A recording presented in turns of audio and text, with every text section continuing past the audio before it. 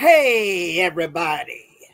J Real here once again with Darren from Subjective Perspective Collective.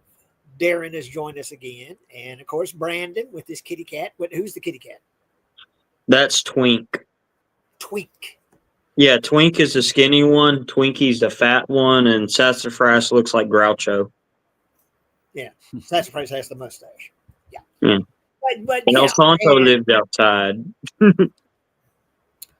And I will say right off the bat, I'm not drinking tonight. So hopefully I won't be calling Brandon Darren and Darren Dirk and Dirk Darren and that kind of thing. Not drinking In my tonight. in No my defense, alcohol tonight. I didn't think you were going to drink the whole jar. Yeah, well, I did. I think you did quite well in the end to keep yourself together and everything towards the end of the stream, because I would have just been gone, man. I would have just, yeah. But yeah, where we're here, it is Tuesday. This is the 4th of November. And we're going to talk about some films that Darren suggested to Brandon and I. But we got some things to talk about first. And hey, who? God, I'm so nearsighted. Who is that? Moonshine. Yeah, Moonshine. But that's who 71. 71. Oh, okay. Yeah, Moonshine. I drink Moonshine. And I'm not drinking, but nothing tonight. No alcohol tonight. So if I go loopy, it's not going to be from alcohol. So, but Darren suggested some 3 Italian films for Brandon and I to watch, and we're going to talk about those films. And but first, Brandon and I had a really interesting day Saturday. And what was the name of the place we went to? Infamous Ink in Waco. That's why I'm kind of grimacing, because when I took my jacket off, it's still a little sore, but I got the well, we both got tattoos. I got the Crypt Keeper from the TV show. Now, hang on just a minute. Yeah, go ahead. I'll be right back. It doesn't look too good now because all that blood and stuff's underneath there. But like with the Blair Witch one, whenever it comes off and you like wash it, it'll go back to looking normal. Right now, it looks like the Crypt Keeper needs a fluid pill. He's like kind of puffy. Well, mine's worse than yours. I'm not going to show mine. I'm not going to show mine physically. Dude, yours took hours, bro. The dude was like, I took like 4 hours. Well, what I've been collecting and just eating them up is the White Damon. White Damon said no more Crypt Keepers. Yeah, EC comic reprints from Amazon. It's all the EC stuff, and I'm doing the horror stuff first. So it's Tales from the Crypt, Haunt of Fear, and what was the other one? Vault of Horror. Vault of Horror. And I'm just eating these up. I love these old EC books before the Comics Code ruined everything and they had to close up. Man, they didn't give a shit back then. And EC. Are those stories actually in the TV series? Are the stories in the book? Well, yeah, of course. Okay. All of the episodes from the TV series are taken from the EC Hart books. Oh man, yeah. So there's several of those that you watched on the TV series that are in these particular volumes that I'm getting, and there's several more to get. I got another one coming either tomorrow. Or I got 2 of them, and I can say like for reprints they look really good, and they kept all the old advertisements in there, and like the what do you call it? Like it's kind of like the Penthouse forums, but for Tales from the Crypt, they have those in there. Where people are just they like, got viewer mail or viewer mail, reader mail, reader's mail. Yeah, and it's just the reprints are just great. The colors are so vibrant. Jay, I think you got the same one I ordered. Is it the one that has the forward by John Carpenter? Now what are you talking about? because they have a forward by John Carpenter, and like they have famous directors do the I don't forward. think now. I don't know. I don't think Yeah, there's a it John says it at the bottom, like way at the bottom. See? Ford. Oh, Ford. Okay, there you go. Ford by John Yeah, Carpenter. But anyway, that's what I'm getting. I want to get all the horror stuff, and then there's stuff like shock suspense stories the and Western ones look badass. westerns, weird science, things like that. But I'm getting the horror stuff first. But anyway, the reason why I bring it up is I wanted the Crypt Keeper as my tattoo. The EC comic Crypt Keeper. And so Brandon had called me and he said, let me see if I can get a hold of him. If not, we'll go see Back to the Future because that was playing at the Cinemark there in Waco. But if he's there, we'll go get our tattoos.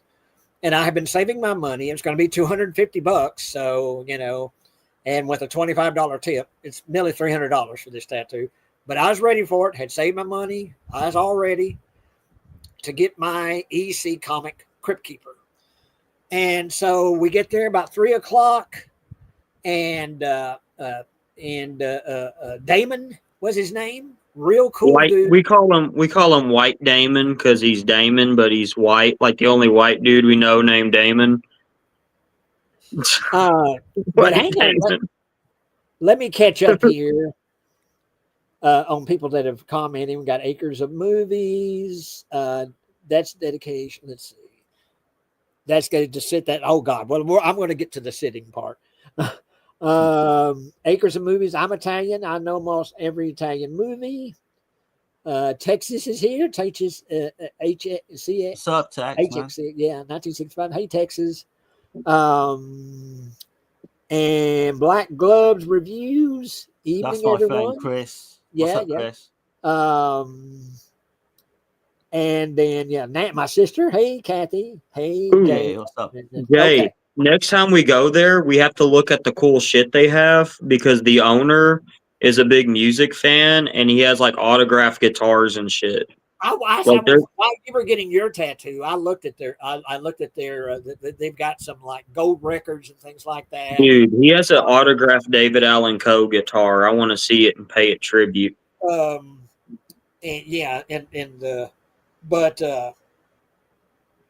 hang on just a minute. But anyway, Brandon got his tattoo first, and it was about an hour and a half to get yours. Yeah. But mine wasn't as detailed as yours, though. Well, and so he already knew, had already drawn it up and sent the picture to me by my phone. It was all ready for mine to get the EC comic Crypt Keeper. And as Brandon said, well, I'll get the HBO Crypt Keeper, and you get the and that's cool. So we're like blood brothers. Yeah. But anyway, Brandon got his first, and I'm not worried. I'm not, but I'm a little apprehensive because I know this is going to be a lengthy process. It's going to be a little painful. So I'm getting kind of geared up and waiting, watching Brandon get his tattoo. And then we take a break. Brandon and Damon have a cigarette, and we talk and visit and get ready for mine. And he's got little a design that he puts on your arm. It's like an ink thing. That he puts the design on your arm first, and he said, "Okay, are you ready? You got no choice. You're ready." So he starts working on mine, and first it was the black outline.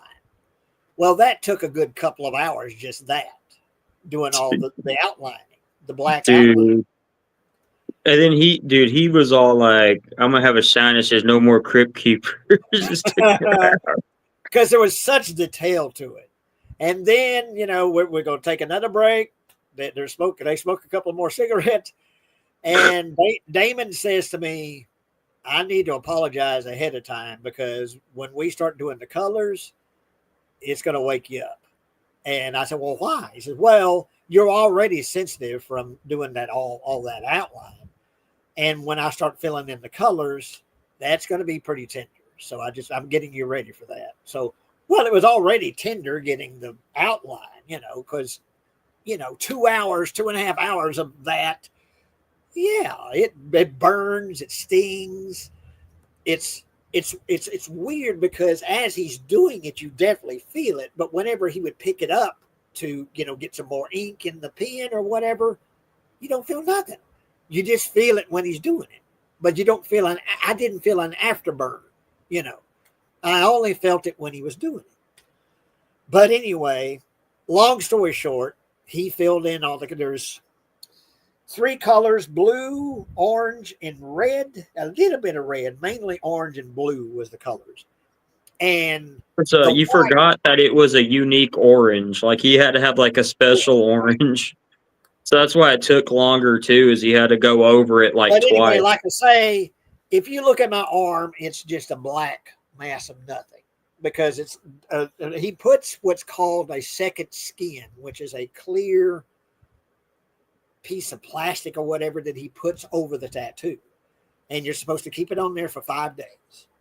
And it protects the tattoo from, any kind of dirt or anything. The tattoo is covered up with this second skin. It's clear, you can see through it. But I bled quite a bit with all that detailing and everything. And so I've got dried black blood underneath this. So you can't hardly see any details at all. But anyway, here's my tattoo. Nice, man. There it is. And he took a picture and sent it to me today. But this is the picture he took. So hopefully when I get it cleaned and washed off, it's going to look like this. Because here it is. It will. This is right after he finished it. He took this picture. So here it is. This is the EC comic Crypt Keeper. And honestly, it doesn't feel bad.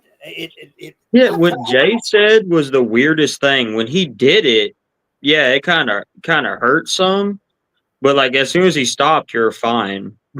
And once he put that second skin on, I definitely feel it, but it's just almost just sort of a light sort of.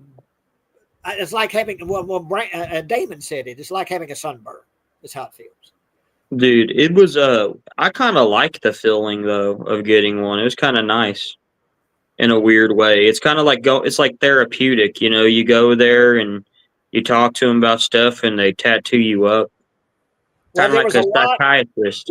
And they were playing cool music. They were playing good, they were playing Rob Zombie and Marilyn And Johnny Cash and Johnny Cash. They play old music. They play, a lot of rock and roll music. A lot of, So there was a dog there. There's a cool dog. I like the dog. I love the dog.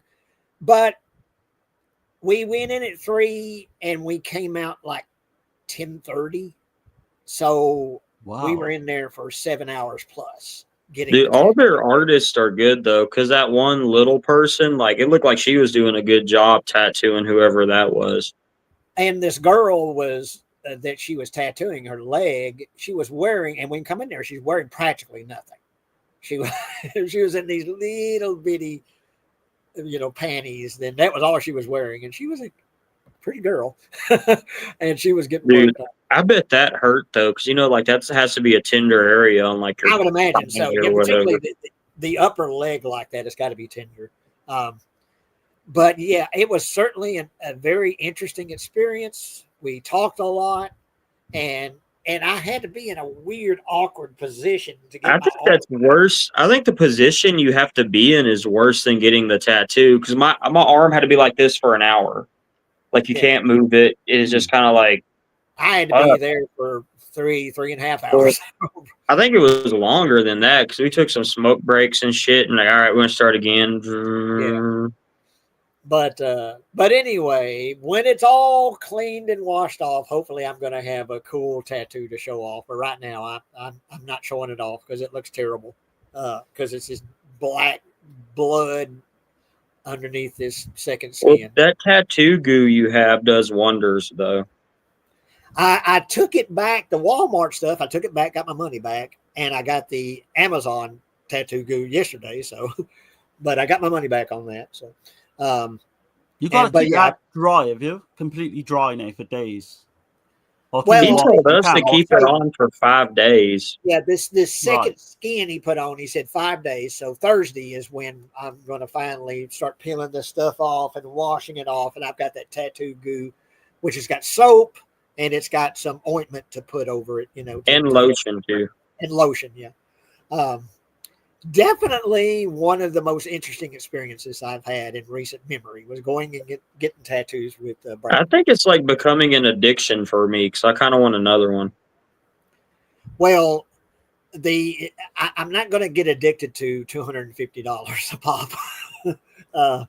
That the money is that I like I say, I was ready to spend the money and had saved up and was ready to do it. I knew how much it was going to cost me, so but yeah, I'll have to save up for and Oh, and yeah. think about, well, if I'm going to get any more, I'd like to get, was it the Old Witch and the Vault Keeper from the EC horror books.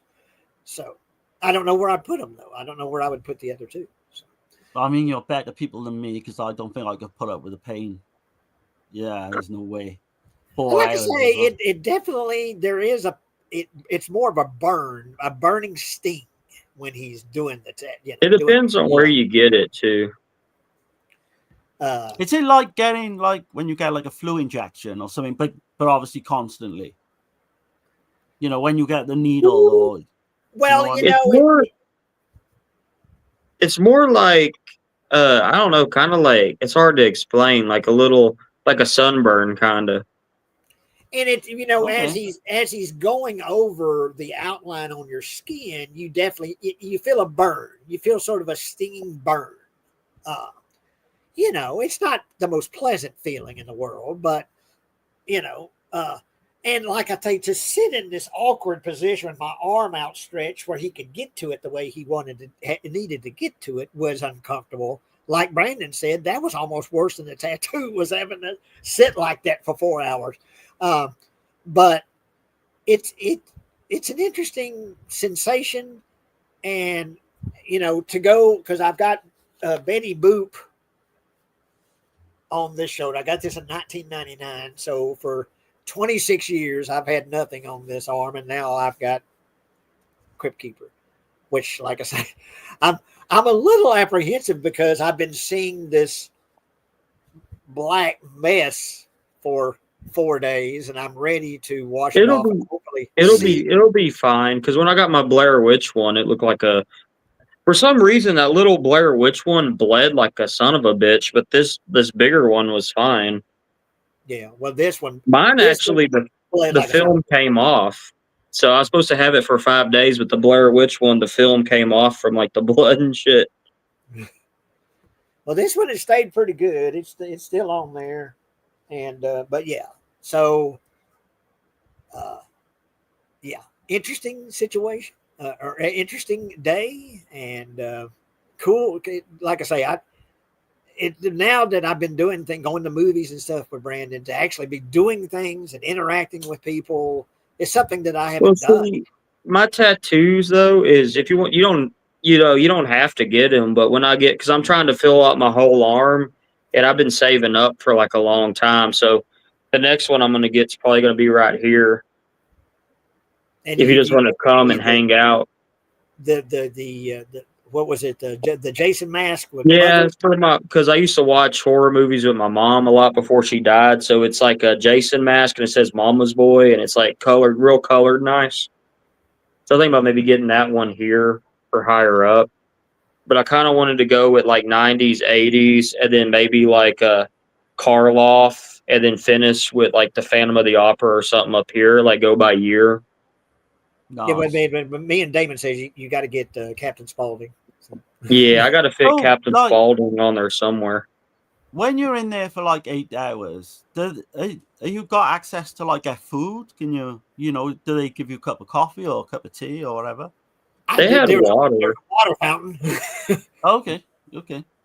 but That's quite a long I knew a time. It's a girl that nice. a girl I worked with, she said that she just did the outline and couldn't go back to have the coloring done. So there's some people that do that. It'll take a couple days. Okay. Yeah. I'll say about this though, it was a very, very clean place. That's something you definitely want in something like that. Because I will say with Damon, he covered everything in plastic. Even the bottles of alcohol and water that he was using covered those in plastic. He was whenever he would go over my arm, he would wipe it with a towel with alcohol, and then he'd go over it and wipe it down. He was very clean. It's a very clean place. That's why I picked it, because some tattoo places look kind of shady, and I'm like, this looks like a very nice sanitary place. It does. It's very sanitary, and yeah, it's got cool things on the wall stuff. Autograph musicians and records and things like that. It was a cool place, and Damon was a cool dude. So, yeah. White. I call him White Damon because that's the only white boy I've met named Damon. But anything else I get, if I get anything else, I want him to do it. So, is he like a goth type? Because usually they're all tattooed up themselves. No, he's got some tattoos, but he isn't just covered with them. He's like I wouldn't call him a goth. He's just kind of I know he's a Christian because we talked about like life and stuff. So yeah.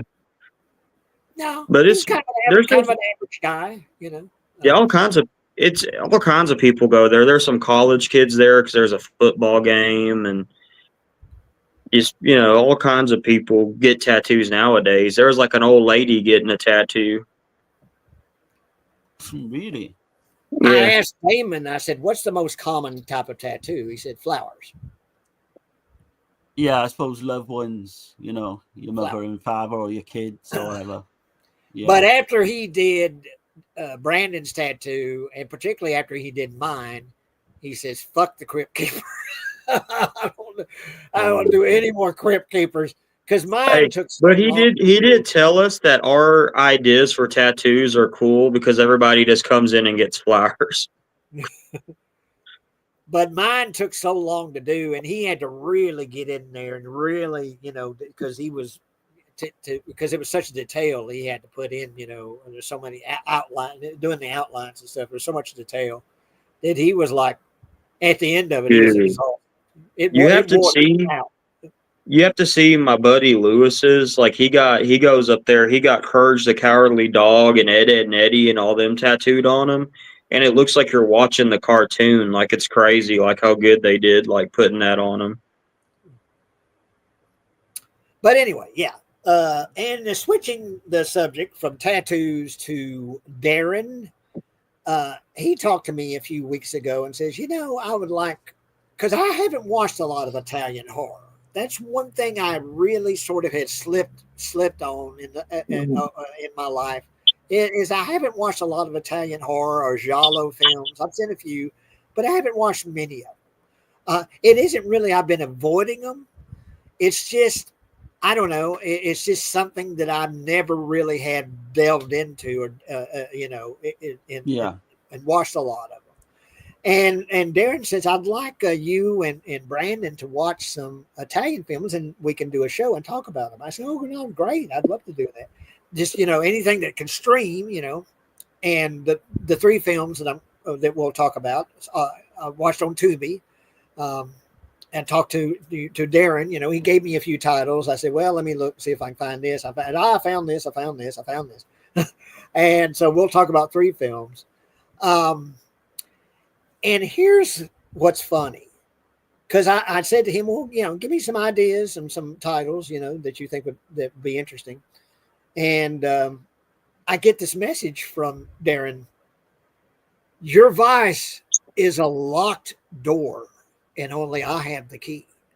Now, at first, I didn't see that as a movie title. I just thought it was something that Darren was saying to me. And I'm like, oh my God, Darren's going to fly to Texas and kill me. Yeah, it's a bit of a mouthful, isn't it? Me and Jay had a conversation of what it meant for like an hour. It just seemed like it was a message you were sending me. Your vice is a locked door, and only I have the key, Jay. I can see it. Oh my God, what does this mean? Yeah. And then I thought a minute, and I go, oh, wait a minute, this is a movie title. And so I looked it up on Google and I found it. So I breathed a sigh of relief because I just thought, oh God, Darren's freaking out on me. No, here. I'm not a serial killer or anything. You know. Oh Dude, God.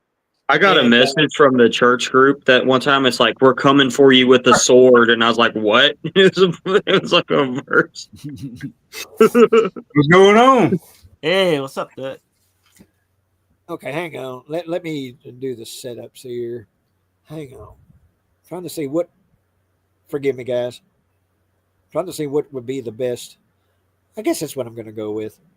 Yeah. But Yeah, anyway, good man. Derek, thanks for joining us, man. Yeah, man. I've been like working till dark and shit, and then I got to get home and get cleaned up, get something to eat, talk to the wife and kid. You know, like. Well, I was just telling the story. Me and Brandon got tattoos Saturday. Brandon got the HBO series Crypt Keeper, and I got the EC comic Crypt Keeper. Okay. And his took hour and a half. Mine took like 4 hours to do because mine had such detail on it and stuff. And I can't show it because he put that second skin on, and it bled, and it's like black blood, and it just looks like shit. So I'm not showing.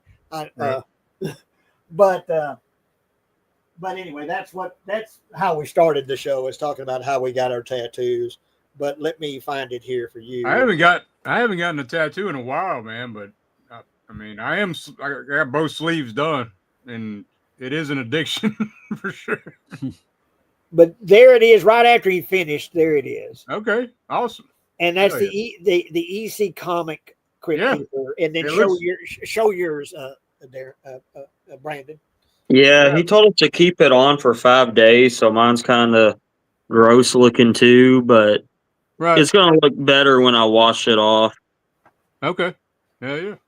But anyway, I just started talking about the movies that Darren suggested, and I got this message from Darren.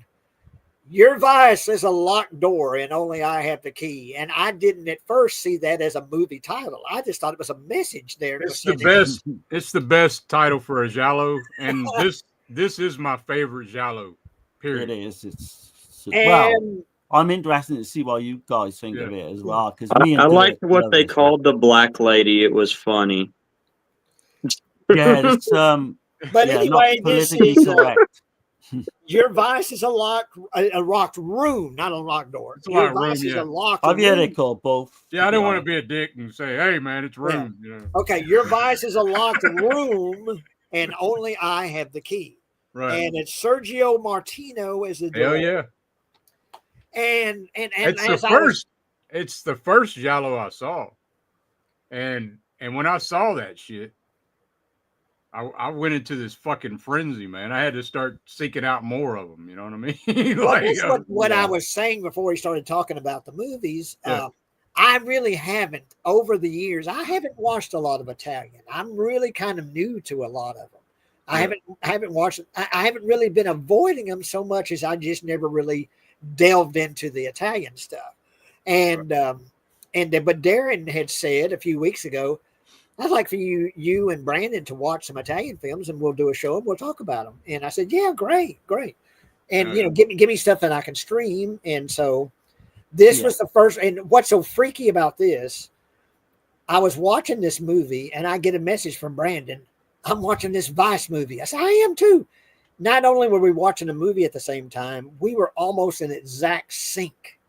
Oh shit! And we didn't talk about it beforehand that we were going to watch this movie. We didn't know we were watching the movie at the same time, and we were just almost in perfect sync. We had started the movie at the same time and didn't know it. It was like, dude, this dude treats his wife like shit. And I felt bad for her. Then she stabbed that cat, and I was like, fuck that bitch, hurting that cat. That's Anita Steinberg, and like I know most people they like Edwidge Fenech the most, but she's my favorite Giallo queen out of all the Giallo queens. You can't go wrong with this one because you've got both. You've got finesse with the short hair when she comes in, the niece. And then you got the lesbian scene, which, I mean, most guys would love that anyway. It's a take on Edgar Allan Poe. Was she the one you're talking about? Was she the wife? Because she was real pretty with like the blue eyes and the red hair and shit. Yeah, that's Anita Steinberg. But yeah. Until she stabbed that cat, then I love cats, so I said no, fuck her.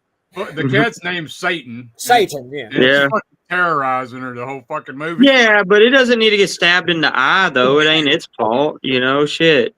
Well, the cat, I mean, to be fair, the cat attacked her and scratched her up and stuff. Yeah, but she was mean to it at the beginning of the movie. He was just chilling, and she's like, that beast. That cat belonged to his mother. So it's like, it's the Edgar Allan Poe black cat. It's more to do with getting back at the husband than it is to do with the cat, to be honest. She knows by stabbing that cat, it's going to get to her husband. If she stabbed him, I wouldn't have had an issue with it. But when she stabbed that kitty, I got pissed. Well, it's kind of get into the plot.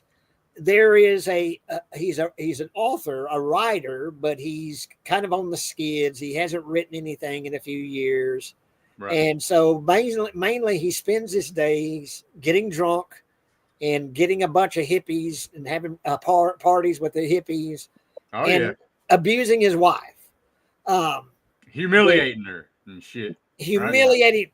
Because at the beginning of the movie, he's having a party with a bunch of hippies, and he has everyone throw their drinks that they're drinking into this. I don't know. It's like a big fancy ass chalice, chalice or something, and he makes her drink from it. Everyone slop the drinks that they've been drinking, and he makes her drink from it. He's humiliating her. He's abusive. He's a womanizer. He fucks everything that moves. Yeah. He's a terrible guy. He's a bad guy. And then they've got a black maid, which like Brandon says, they have something really, Can we say it on the show? Racist. I don't know what he calls her, but very racist. I do, but I don't know if we can say it on the show. It ends with Gris, but with the N word. It made me laugh, and I text Jay and went, I think we can say negress. We're not monetized, so we don't. Yeah, but anyway, she winds up getting killed, and he abusively convinces his wife to hide the body. You notice that she gets killed after she puts his mother's dress on. Well, let's talk about the dress, because this is it. Yeah. This is another key point in the movie, is that throughout the movie, his wife, his maid, different women try on this dress that belonged to his mother. And she wasn't like an actress or a stage actress. No. Just very wealthy, I assume. Yeah, it was like that painting or something. It was like, it'd been a couple of weeks since I seen it, but yeah, it was very important to her, to him, and whoever wears it gets the wrath, But anyway, he doesn't like anyone wearing that dress, and everybody. It's an ugly looking dress, anyways. But that's why it pisses him off. And they don't tell you how the mother died as well, but it's explained a bit later on. Were y'all confused by who the guy was who killed the black girl? Because it took me a while to kind of figure it out. Well, he was in charge of the bookshop. He run the bookshop. Yeah, I know that. You find that out later. I just didn't recognize him at first. That's what's kind of unique about this film. You've got two killers. Yeah, literally got two killers, and it kind of stands out for me because of that. Before Scream did. I did the Conor McGregor. Who the fuck is that guy? Because I didn't recognize him in the hat and shit. And then it's like, oh, it's the bookkeeper, man. And you've got the murder of the girl as well, who works there, that Luigi Pistilli's character has been sleeping with. Yeah. That's Daniela Giordano, and she's quite a well-known Italian actress. Absolutely beautiful. That's the thing with this film as well. You've got beautiful women in spades. Dude, I noticed like all the Italian women and like the Hammer women are like really attractive and pretty. Oh yeah. And Go on, sorry, Jake. What the girl that comes to stay with them now? I mean, like I say, there's so many twists and turns in this film, and I kind of missed what was her connection to them. She's the niece or niece or cousin or whoever it was. I don't know. It was his niece, wasn't it? Yeah, it was his niece. Yeah, that's right. He'd only seen her, I think, going back like 10, 15 years ago, so he didn't recognize. That's why. But you recognize. I mean, like you find out later that the incest is in the family. So it was that was kind of a weird scene too. I'm like, ew, what the fuck? And then like and then when we get closer to the end, the dude from the beginning popped up, and I was like, I had to remember who that was. Like, who the fuck is this guy? And I was like, oh yeah, it's that dude. Well, you've got like a weird love triangle going on at one point. And things just get wackier when she turns up. You know, when Edwige turns up, it just gets. And I guess we should talk about. I don't know if this is something that's prominent in Italian films, but lesbian scenes. There is a lesbian scene between the wife and the niece that they have sex together, and it's a very well shot scene. And it was very sensual. It's very sensual. Very attractive ladies, and that's something that is prominent, in, at least in the 3 films that I watched that Darren suggested, is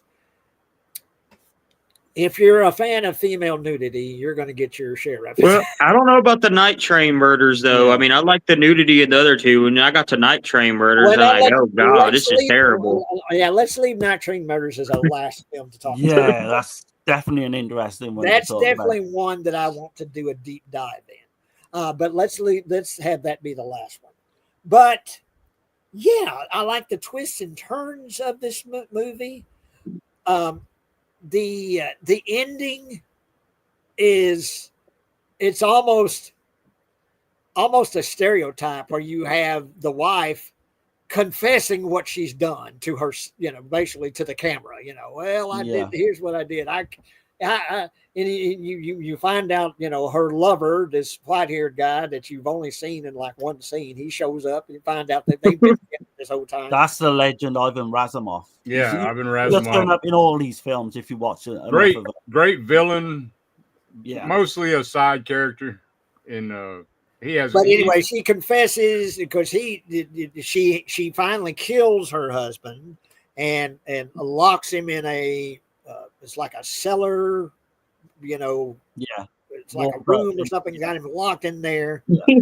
And she confesses, well, here's what I did. And it's that one had me kind of laughing because she's confessing what she's done to nobody. There's no one listening. Yeah, and the dubbing was kind of silly too. Like, I drive you mad, and the lips don't match. The whole she confesses to the murder of the mother as well. Did you notice that? Yeah, because she actually confesses to the murder of the mother, and you've got the typewriter scene as well with the husband. That's straight out of The Shining, like me. Another. What was it again that was typed? Is what was the word? It didn't translate on mine. I tried. What was the word again that it was? That he had typed? I think they were the word. I did watch it last night again, actually. I'm blanking something to do with a murder. Something to do with a murder, wasn't it? Kind of like something like vengeance or something. Vengeance, like yeah, it was. I think it was vengeance. And, something to that effect. I don't know if it was vengeance. Kubrick must have seen this film because The Shining. That's what I was about to say. It's possible for sure. I think it's highly probable. Yeah. Yeah, because it reminded me of like The Shining, to where Shelley Duvall finds that typewriter shit. Yeah. So he probably seen it. But then the problem is she has unknowingly sealed up Satan the cat also in that room with her dead husband. And that spoils everything for her because she thinks she has it all figured out. She's getting revenge. She's finally going to be free, and she's gotten even with her abusive husband. But Satan spoils everything. What do you learn? What do you learn, people? You never let the police in the house if they ain't got a warrant. If she would have just sent them on her way, it would all been taken care of. But no, she had to let them in and stuff, and that's what happened. So, and you've got to think as well, the niece coming into the story actually puts the seeds into her mind about killing him. Because even though she's being absolutely terrorized by this guy, up until the fact she comes into the film, I don't think she's ever thought of murdering him, or realistically thought of murdering him. But this niece is so calculating. She gets him, she gets her to murder him, and everything goes her way. It's the only role that she's really played like a villainous type character, right? Like a lead role as well. Yeah, she does. Like Dirk says, she's always usually, one of the side cast members. Usually, damsel in distress and shit. That niece was very trifling and low down. I like how they're talking shit about her when she's coming on the train. Like, why'd she have to come at this time? And then you see his eyes light up when he's like, "Oh shit, I ain't seen you in 10 years, niece." That's how my family talks about me when Thanksgiving or something comes around. You've got the motorbike, the motorbike rider as well, and she kind of the niece has a relationship with him, and then he leads her upstairs to some warehouse or to some abandoned house, and then they make love in the bedroom or whatever it is. But I mean, you get to see her body in full. I mean, she is just. I've said it, and I've said it before on me and Dirk's channel. Like, I think Edwidge Finesse is the best looking female I've ever seen. Like, and I'm talking face, body, the lot.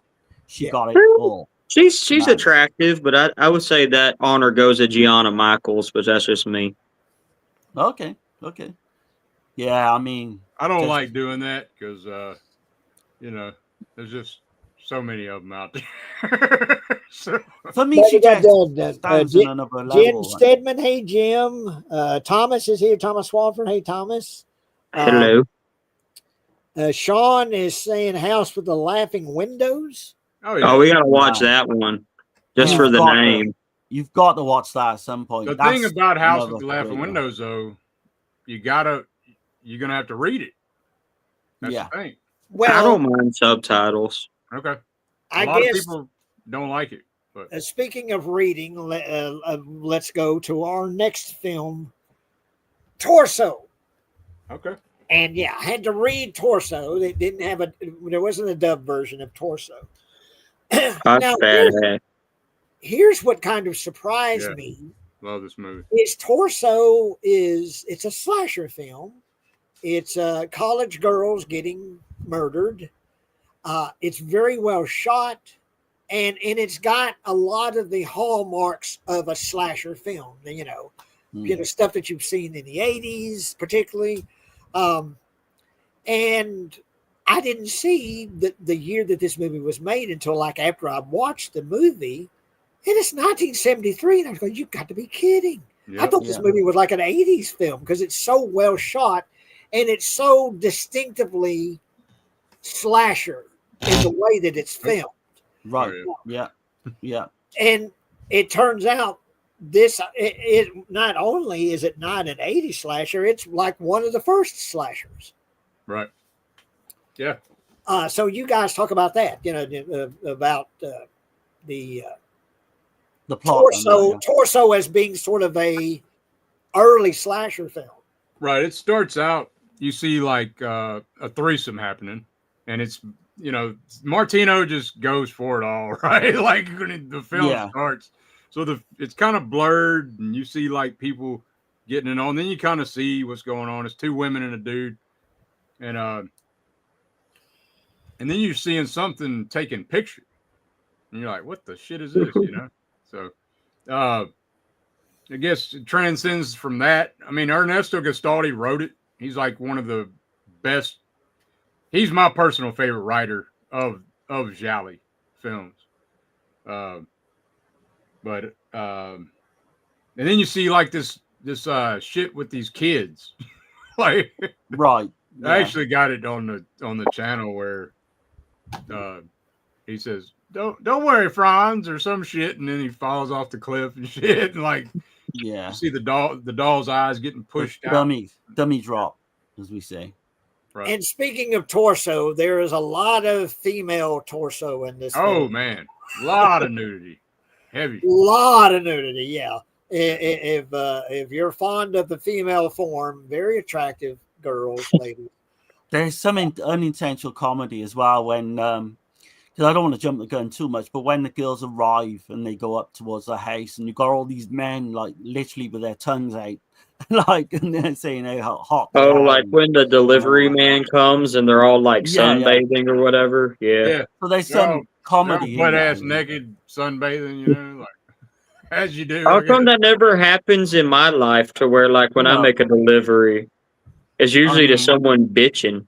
And if it did happen, they wouldn't be as hot as that anyway. But yeah, so like, you know, you've got this kind of, it starts off as like a college campus and you've got all these young girls. And they're actually talking about that Sebastian, right? Painting the San Sebastian painting. Yeah.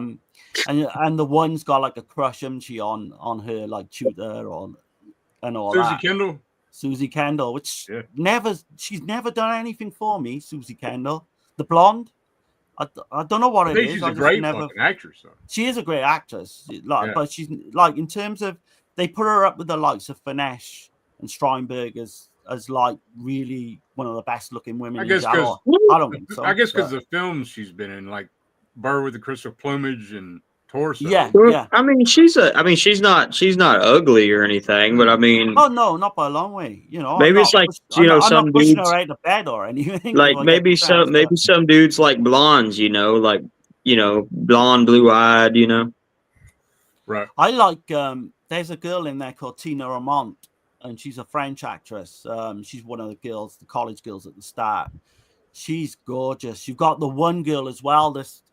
Like when she goes to that hippie place and you've got the two guys trying to get it on with her, she's absolutely stunning as well. But what I like about that scene is when she's in that marshland and she's going through that forest and we see the killer with the balaclava and it almost looks like he's teleporting and shit, right? Yeah, almost. I think we said him like Michael Myers, like you know, he's there one minute, he's gone the next. But it's just such an iconic look of the killer, and you've got the scene in the car at the start as well, with the two lovers getting it on, and then you got the killers are peeping Tom at one point. What'd you call it, Darren? You thought of the baklava? Baklava, that's what CK calls it, don't it? Yeah, that's like an Italian drink, I think it is. But yeah, that's a great scene as well because you've got the mist, you've got the fog, you've got all that going on. And 1973, like you say, nothing really resembles this. I know you've got like a Bay of Blood in 71. Bay of Blood, Mario Bava predates. But nothing, but I suppose Bava's the early Bava film. I thought the makeup looked pretty good in this because if you watch Bay of Blood or Twitch the Death Nerve, it kind of looks like paint. And to me, like this looked like when he's cutting the bodies up and stuff, it looked a little better to me. Yeah, there's a couple of little hokey things, like you say, with the dummy drop and that, and then the one kill. I think you see. Like I was kind of disappointed in who the killer was, though. I'm like, oh, that dude. I guess let's talk about that. And Sean says Arrow Video puts out great Giallo film collections. They do, yeah. Oh, yeah. But let's talk about that ending where it turns out.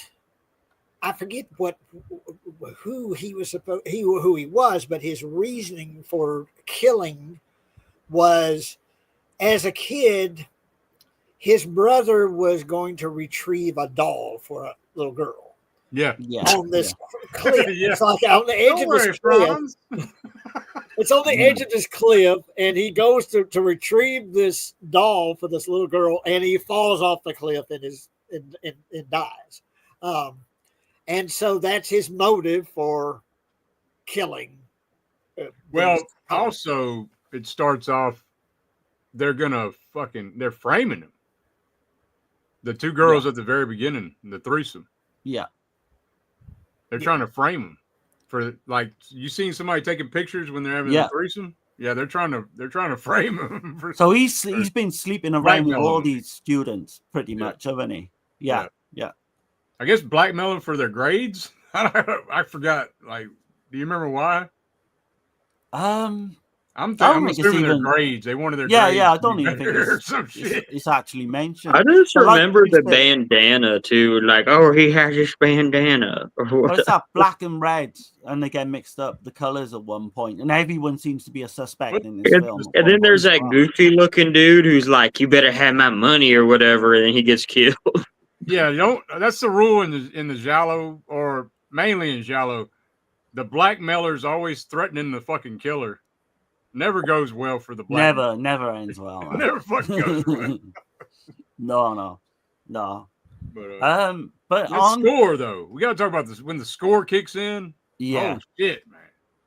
The score to your voice as well, mind. Right. Makes that film too as well. Well, I think all three of the scores in these like top notch. But it's like I can't do it, but it's like it hypes it up, like when the stalking scenes and shit. Yeah. Bruno Nicolai is an unbelievable composer. Yeah. Well, given when the movie was made, 73, you definitely can look at several American films like Halloween, Black Christmas, and such that definitely were influenced by Torso. That I was surprised. I really was when I found out the year that it was made, because to me, it's very well shot, and it has a hallmark of a slasher film, like like films that come before it, Or I didn't know the year until you said it. Like, I thought it was like late 80s or something too. Well, yeah, again, that's what's surprising about it. Was surprising about it for me is because it has such a distinctive slasher movie feel, but it was one of the first to actually do it. You know what? I'm trying to remember, is this one or the other one? And it's going to sound really stupid, but I didn't know they had 3-wheel vehicles. I thought that was something they made up for Mr. Bean. So when I watched the Giallo films and I seen the dude drive up with a car that had 3 wheels, I was like, what the hell? That's real? That used to be a thing in the UK as well. Okay. But I've got to mention the scene with the key under the door. Yeah, man. Superb, man. Yeah. That's like, because it completely fools you, doesn't it? You think, oh shit, she's missed the key. And then you see the killer's hand there, and he puts the key on the newspaper, and then the suspense in that is super. He's just waiting for her to open the door. And she should have known it wouldn't be that easy, That whole scene. You've got the whole cat and mace of them, of her being alone in the house. At first, the killer doesn't know she's there. He's cutting up the bodies with that good salt. In the man. Martino went back and said though that if he could change anything, he would have changed that, where you didn't see him cutting up the bodies. Boo. Right. Yeah. I don't know if I agree with that, but I disagree. That was badass, dude. Yeah. With the fucking hacksaw too. Dude, it reminds me of my daddy when he'd take apart a pig head for Eternitza. Man, you'd be surprised. You can cut through some bone with one of them hacksaws. Yeah, we went to before we went to get our tattoos. We went to Walmart in Mahia. Yeah. Tell them what you found there, Brandon. Pig heads. You used to have to buy them from Mexicans or slaughter a pig yourself, but they actually sell the pig heads at Walmart now. Yeah, they had pig heads at Walmart. Shit. Yeah. You could make hog head cheese, or there's a Czech sausage, because my family's from the Czech Republic and shit. They make Eternitza. It's kind of like a breakfast boudin made out of pig head, or sometimes we cut the ears off and pickle them. Get a bunch of pit heads and pickled ears. Good shit. I've ate hog head cheese. I like it. I love it. It's just good. There's no way I'll try that. No way. Oh, no. Dude, I remember when I was a little kid, I tried to put it on my face like Farmer Vincent, and I got in trouble. Yeah. They're like, Brandon, you can't do it. There was too much meat in there. I couldn't get it on my head. But yeah, I was a weirdo. Motel Hell. I love that. Yeah. I was a weirdo, bro. I was a weird kid. But definitely, I would say if you're a fan of slasher films and you haven't seen Torso, watch Torso. You got to read the subtitles. I think it's a good entry to the Giallo too, because it's a hybrid. Really, it's like a Giallo slasher, like Jay was saying. Well, it was the thing about it is You know, a movie's good when it like, wow, it's over already. Like, you know, it seemed like it was fast. You know, but I had that with all three of these. Not like many people, but I've heard some people fucking hate this movie. Really? So, yeah. What's their issue with it? I'm just curious. Well, let's put it this way: it's a certain female that we've all streamed with at one point. But I don't want to mention her name, but I think we all know. No, she hated it for some reason, and she's a big slasher fan. And we covered it on Eurocult with her husband Steve. So people okay, yeah. But yeah. Well, I mean, I'm not going to say her name, but I'm going to let you know who she is. Say her name. I don't mind if you say her name. No, I was thinking of Jay about not saying it. Is it like Beetlejuice? We can't say it, or she'll show up, or what? But Candyman. She didn't really give a good reason, though. Did she give a good reason, Dirk, about not liking it? I just think. I think it's because she was on about the women. The women were nice, and I think it was too sleazy. Like, yeah, you know? Dude, I love sleaziness though. That's why it works. I like movies sleazy. Just like if I see that Joe Spinell guy in something, I'm like, oh, that greasy bastard's in it. I gotta watch it. That greasy, sweaty fucker. Yeah. The thing with Dana is she's a massive slasher fan. So we'd introduce her like we're doing to you two now in some of these Giallo films. Could it have been the rampant female nudity? Because there's quite a bit of female nudity. Could it have been that upset her? That's what I'm thinking, probably. Yeah. But there's lots of that in slasher films as well. So yeah. You know what I mean? The human form. I mean, they're consenting adults. They want to be on camera. I'm gonna look. You know. Like if I made movies, I would show like attractive nudity and then the nudity you don't want to see, like in Lords of Salem when you saw all the ugly hags all naked and shit. Like what the fuck? You don't get that in these Giallo films. You get top-notch women. Bro. I mean, and I'm equal opportunity. I would show women, men, you know, just nudity and blood and gore and titties, and my movies would be badass. Oh man, there's nothing good about like a male nude. I'd never want to see male nudity in a film. That's just I disagree. Unattractive thing ever.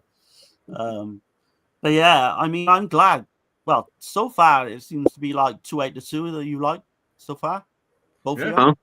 Well, those two in particular, I'm like, well, you know, you were trying to. I think you were trying to choose films that would sort of introduce me to the Italian and Giallo kind of movies. Yeah, because I didn't want to go like Argento straight away because sometimes if you watch like an Argento and you think, oh, that's a 10 out of 10, there's only one way and that's down then. So I wanted to. I mean, I've seen some Argento movies, but I think they were cut up. Like they were on those dollar DVDs back in the day, where it kind of looks like shit. So I probably haven't seen the way they were supposed to be seen. You've got cut down versions of Deep Red, Phenomena. They like this, So I just got this in from Celluloid Dreams. A hyena in the safe. Yeah, man. Now I gotta see that just for the name. Yeah, I mean it's a great name. It's a great. I mean, I enjoy it, but I wouldn't like say, "Hey Jay, you got to check this out first, right out the gate." Trying to get into some Giallo, because this is a little different. Like it's more experimental. Well, no, there's some films I know that I wouldn't introduce. I have a question. So when I watched Phenomenon when I was a kid, it said Creepers. It was like one of those dollar DVDs. So is that like a watered down version, Creepers or that's the American? Nearly half hour. Yeah, Creepers is the American. Damn. Is this in half an hour? Yeah, that's like an 83-minute version. I think the full version is like nearly 2 hours. So that should be the next one we check out because I remember kind of being disappointed with that because I was like, oh, like the dude who plays Loomis is in it. And I was like, I don't know if I like this. Oh, man, you've got to give that another go. Well, was something that I forgot to bring up when we first talked about the first film. And I wanted to ask Dirk and Darren, what do you guys think? What does the title mean? Your vice is a locked room and only I have the key. Well, there's a story behind that. I think it means personally, I think it's the cat that's speaking, that's talking. Right, and there's also Sergio Martino's first Giallo was The Strange Voice of Mrs. Ward. Right. And that phrase is actually used in the film. Your voices are locked door and it's only left on a note. Locked room. Yeah. Yeah. So he's kind of played it into this film as well. Yeah. But yeah, how you interpretate that? Yeah. The way I interpret it is the cat. It's the cat that's saying that shit. Like, the cat like the cat's like, I got you, bitch. Yeah. All that J and B's going to your head and shit. I'm gonna get you. Key, bitch. Yeah. I'm telling you, I feel sorry for her if he stabbed that cat. I'm a cat lover. I got one back here. I was pissed. I said, fuck her and fuck her pigeons. Yeah. Essentially, the film is an adaptation of Edgar Allan Poe's The Black Cat. Yeah. And there's been quite a few because Fulci did one as well in 1981, and I highly recommend that one too. Didn't Karloff and them do one too? He may have been in it. Was he in it was the Black Cat. I always get the Black Cat and the Raven mixed up. One of them, Karloff, is like tied up, and it's very weird. It's like a S&M type thing, and Lugosi's like, I'm gonna skin you alive, and he starts like skinning them. That might be the Raven. I don't know. I always get those mixed up. Yeah, they're both 1940s. The Raven has Price in it, Vincent Price. Okay. Oh, well, no, there was another Raven too. That's why it's kind of confusing. They make so many of them. Yeah. But that's something that I don't know if we did a show about it, but I think I talked about some of the films that I watched that had cats prominently featured in the film. Of course, there's Cat's Eye, that Stephen King anthology film. Cat's Eye, that's a good one. But okay. Now this is the second one in the line of movies I watched. I watched Vice first, and I watched Torso last, and this is the second film I watched. And Darren, there are some films. There's not many of them. Cannibal Holocaust is one of them. Yeah. That after I'm done seeing it, I feel sort of dirty. Yeah. Oh yeah. Exactly. Night Train. This is Night Train Murders. And it's I got it Wikipedia up here. It's also known as Late Night Trains. It's also known as Last House on the Left Part 2. Yeah, it is. Yeah. But that's what I'll say from the outset is it's almost exactly the plot of Last House on the Left. But on the train. Except on the train, yeah. But there are scenes in this film. Well, basically the plot is that there's two girlfriends and they're traveling by train to one of the girls' parents' house to spend Christmas. That's the intention. And so, and they have to change trains or something about some delay or something with one of the trains, so that they had to switch to another train. Right. And all on board of these trains are some petty crooks.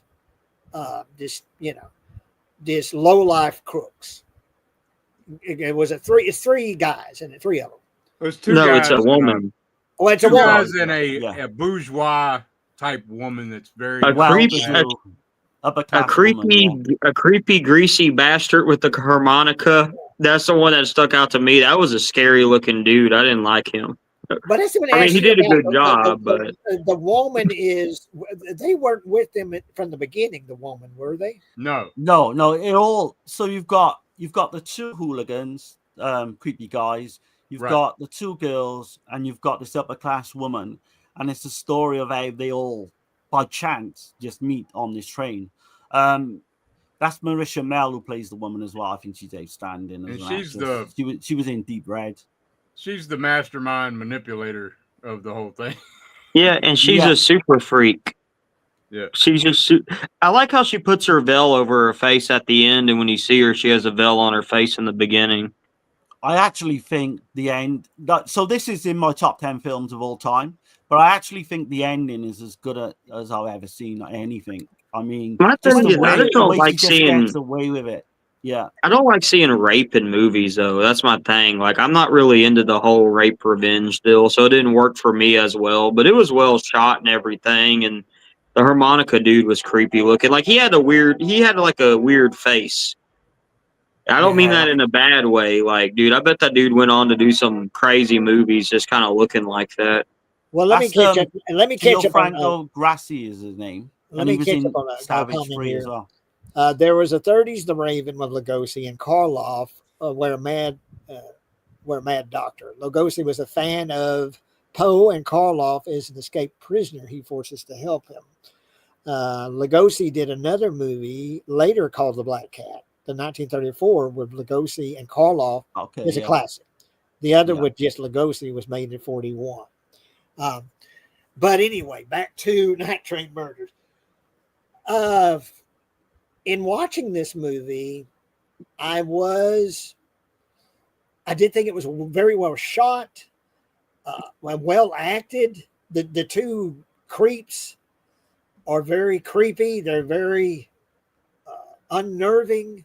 The knife scene was a bit too much for me. We'll get to the knife scene. But here's what's probably the worst character and most unnerving character in the movie is this woman that's with those two creeps. Yeah, absolutely. She's taking some real glee and enjoyment in watching these guys torture these girls and rape them and abuse them. There's a random guy that's like watching, and then she invites him in to rape her too. Yeah. And that guy's got a conscience as well, because he goes and tells the police afterwards when he gets off the train. Yeah, he still did it though. But the reason I give this for you two to watch is I wanted to get a reaction, and I know I like when he gets off. This is not a film you can just sit there watch and you're never gonna like. You're gonna remember this one. I like when he gets off the train and he's like this with his scarf. Yeah. He's ashamed of what he did. Phones the police. Yeah. But these two criminals, they're abusing these two girls in this train room, and the girl that's with them is like, well, just calm down, just let them do what they need to do, and everything's gonna be all right. Yeah. Everything will be fine. See, I don't think that they wouldn't went that far if it wasn't for her. No, she's the catalyst of it all. Yeah. You know, at one point, one of them tries to rape one of the girls, but he can't penetrate. So he takes a knife. Yeah. He takes a knife and he's going to sever her hymen with a knife. And that point, I was almost like I was close to shutting it off at that point. I was close to checking out when it got to that point. I was like, this is too much. This is just But don't you think, like with Cannibal Holocaust, with the animal violence, no one likes that, don't get me wrong. But I think it's kind of needed. And it's kind of needed in this film for that shot as well. Because you've got to know how far they're going to go. And they deflower someone with a knife. I see what you're saying. I see what you're saying. I'm not saying it's a bad movie, but it's not one. It's kind of like how I watched The Clockwork Orange a couple years ago. I'm like, wow, this is a really good movie. I don't think I'll ever watch that again. I mean, it's not a feel-good movie. Yeah. But what I do... I'll say this, Darren. I think that scene, but particularly that point with a knife, when you finally watch it to the end, you see how that scene is important to the film. Right. As far as giving you the impact that it gives you and giving you the perspective that it gives you. But when it was happening, I was like, this is just too much. This is And the reaction on the dope fiend, because the one guy's a dope fiend, the guy with the knife. And the reaction on his face, it's what's she known as in the film, Darren? She don't have a name. The lady on the train. That's all she's The lady called. on the train. Yeah. So it's almost like she pushes. Don't she push the knife further? Yeah. You see the aftermath of that scene. They're all sat on the train. The most wicked. They all look disgusted with themselves, don't they? Yeah, I mean the two criminals, the two guys, they look disgusted. And they're just kind of like takes a glee in it in a way. They're kind of like hoodlums, man. They're low tier criminals. They're not petty criminals. Right. They're not nothing like what she turns them into be. Well, early in the movie, they hijack a Santa Claus like a. He's drunk. He's dressed as Santa Claus. I guess he's out there with the Salvation Army or something. But yeah, they're petty criminals. But yeah, the scene with the knife, I guess that is the key scene in the movie as far as you're going to talk about, the pinnacle of the film where it reaches its climax. Sorry to use that word. Is that knife scene where it's like, oh my God, that you're going there, and it went there. So that when you get to the end of the film, which pretty much it's Nice House on the Left, where they go to the petty criminals and the woman go to the parents' house of the girl where they were traveling. By then, the two girls are dead. They're lying by the railroad tracks, dead in a ditch. And they travel to the parents' house. And the father is like, he's listening to the radio, I believe, and he's listening to the reports of the two dead girls that were found. And they had left something behind, a purse or something like that. Whatever. I think it was a scarf, right? Or a scarf with it. They had ID. Yeah. Where they identify the girl, and he realizes it's his daughter. They working out for the tie as well, the green tie. That's what I mean. The one girl was going to give the father. Yeah. I wish they would have done a better job of finding out, because maybe it's because it was dubbed. But I'm like, the radio could have described anybody, though. Yeah, but that's where the tie comes in. But anybody could have that tie, though. I mean, how many ties are out there? Right. Yeah. Well, it had a very distinctive look, though. It's not a bunch of ties you see that look like that. So. Yeah, I don't know. I thought it was kind of but it does so much different to Last House on the Left in the ending as well, because I don't know how you feel, but you certainly get some kind of you do get satisfaction seeing these two criminals both die. But the woman gets away with it. Exactly, and you got the final shot, which I think is superb with the veil she puts down. That's what I'm saying. I don't get satisfaction because, but I know what Aldo Lato's saying though, like, because she's upper class. Yeah, that's his statement. Like, the rich will keep getting away with shit. When she puts that veil down. Yeah. It's like, this bitch is going to get away with this. Yeah. And so that leaves you, which is kind of unusual for a movie like this, is where you get the satisfaction of the two criminals getting killed, but probably the one you want to get the most justice doesn't. Right. Yeah. I want vengeance to happen on that bitch, and it don't happen. So it's such a powerful ending, man. Well, I think it's a powerful film. I love Aldo Lato for that. You know what I mean? What he's trying to say about. I don't know if he says more about me or what, but this is every Christmas Eve. There's two films I'll watch. That's Darren's favorite Christmas movie. Yeah, this I'll put on every year. I never get bored of it. This and Black Christmas are the two I put on Christmas Eve night every year. Well, Maniac's up there for me, man. And Christmas Evil's one for me. Yeah, Eyes Wide Shut's another good one. Yeah. But I've just, do you know those films? Like we've talked, because we've recently done a stream on The Exorcist. Yeah. And there's some films that I didn't, by the way, that was your guest was really good for that. Lorne Dixon, he was really good. His insights was really good. I watched your Exorcist stream. And, Jay, I urge you to sub to his channel, Visited by Voices 1. Because he got some great Visited by Voices Network. Yeah, he got. Well, I was thinking, his what he had to say and his insights were really good. So I know I was just left listening to him half the time. And I'm going to tell folks out there, well, for one thing, hit that thumbs up, but also be sure to go and join Dirk and Darren's channel, Subjective Perspective Collective. And they have some great stuff. And your recent Exorcist stream was really good. Appreciate you, man. because that is Brandon's favorite film. It's right up there for me, one of my all-time favorite films. And you guys have some really good perspective on that film. I have to check it out. For sure. No, it's funny because when I tell people The Exorcist is my favorite movie, they're like, "What the fuck?" Like people who aren't really horror fans or movie fans, because I think they miss the point of what that film is. Like, all right, like my cousin thinks it's satanic, and I'm like, if you watch that movie, that's one of the most pro-Catholic Christian movies ever made, you know, or at least I think so.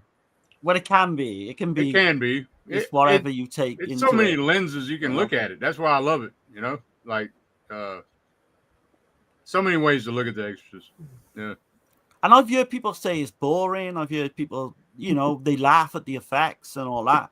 That film, like my son, yeah, Christian. I mean, under 30, a certain age, they just laugh at it. He's 32, and he calls it a dark comedy. You know, and that's I'm just like, crazy to me. No, that feels very funny to me.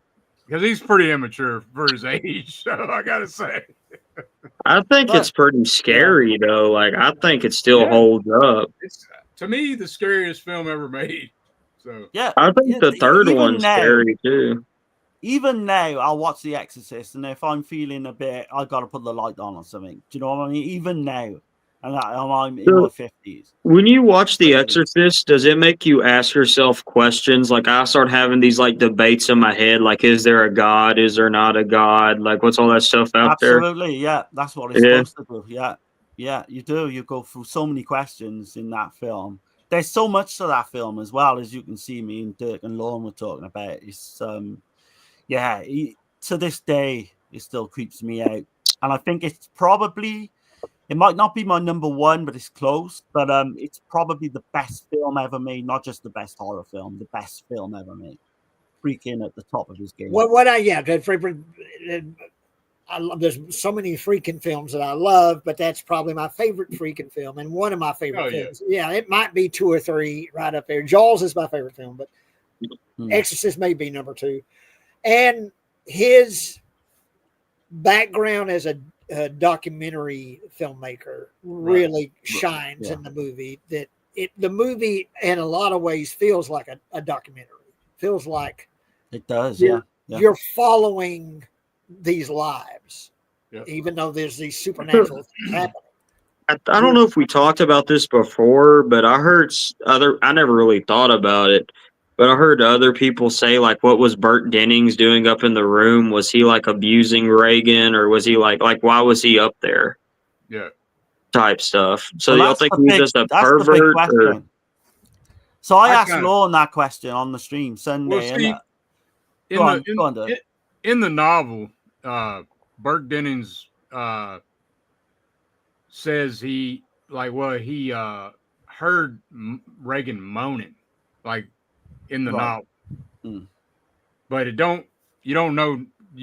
that's only the other amount that you know. So I don't know if the demon lured him up there, or if he went up there, on his own.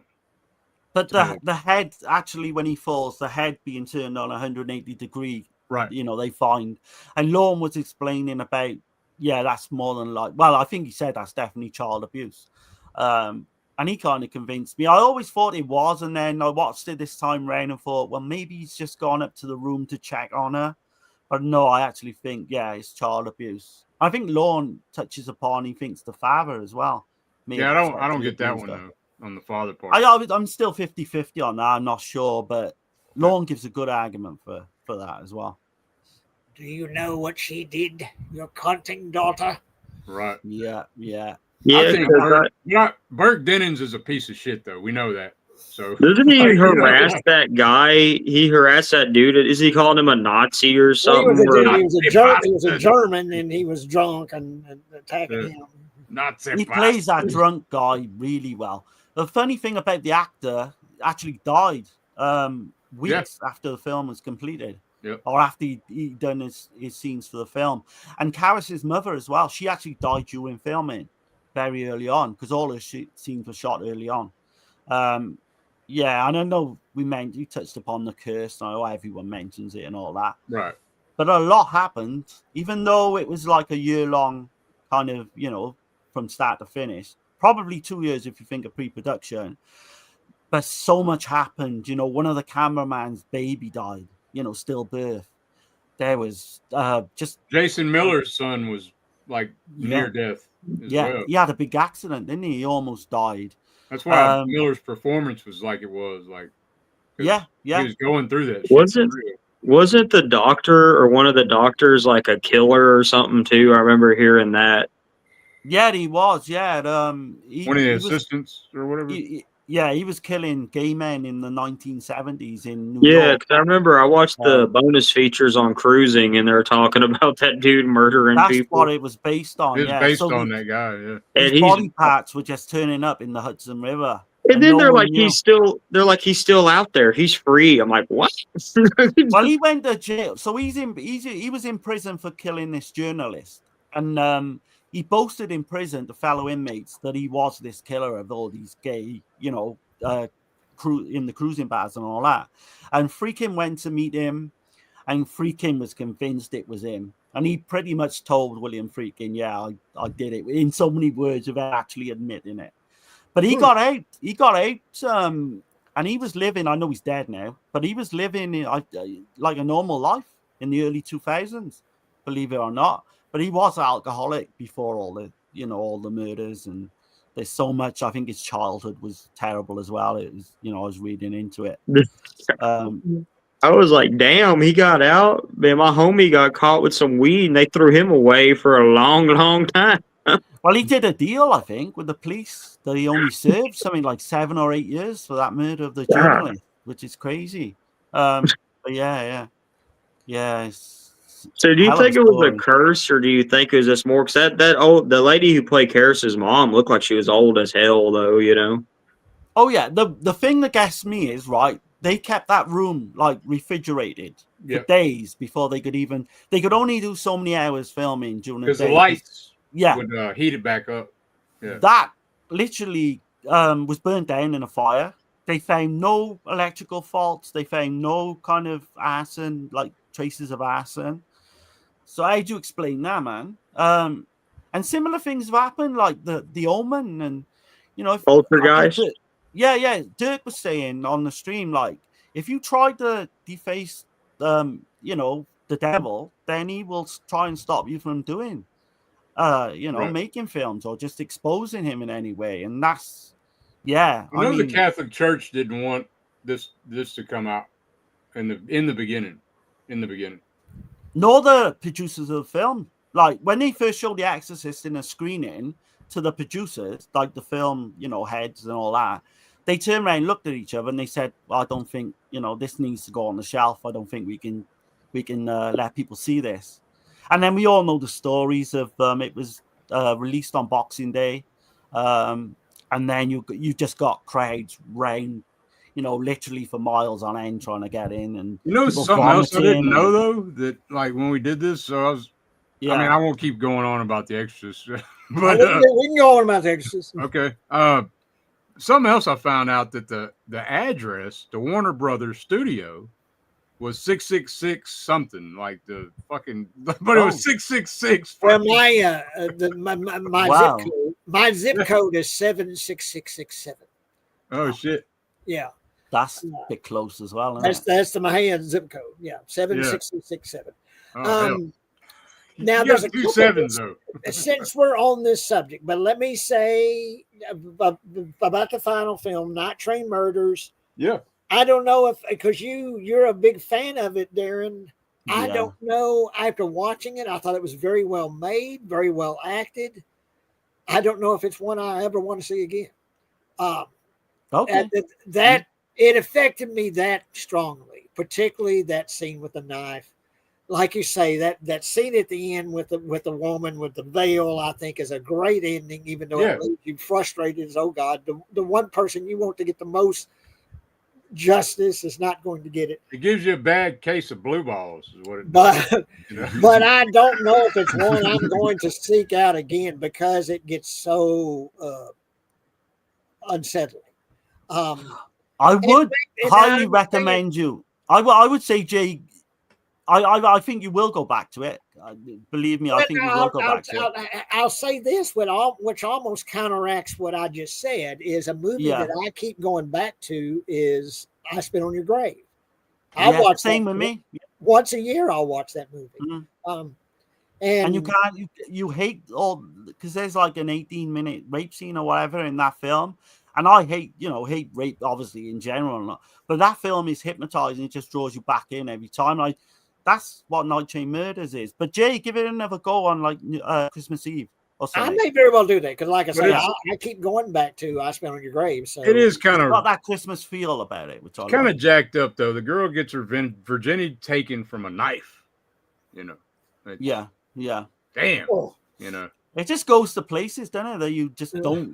Once it goes to a certain place with the peeping Tom and all that. Well, like I say, they don't really show another place. They don't show it because there's other Giallo films where there's vagina mutilation. Well, I think it's even more unsettling that they don't show it than if they would have actually just showed it. Right. Yeah, you just see the aftermath of the knife. It fucks with your head. Because you see the aftermath with the blood, and to me, that's more unsettling than if you were just to sit there and watch the whole thing going on. Right.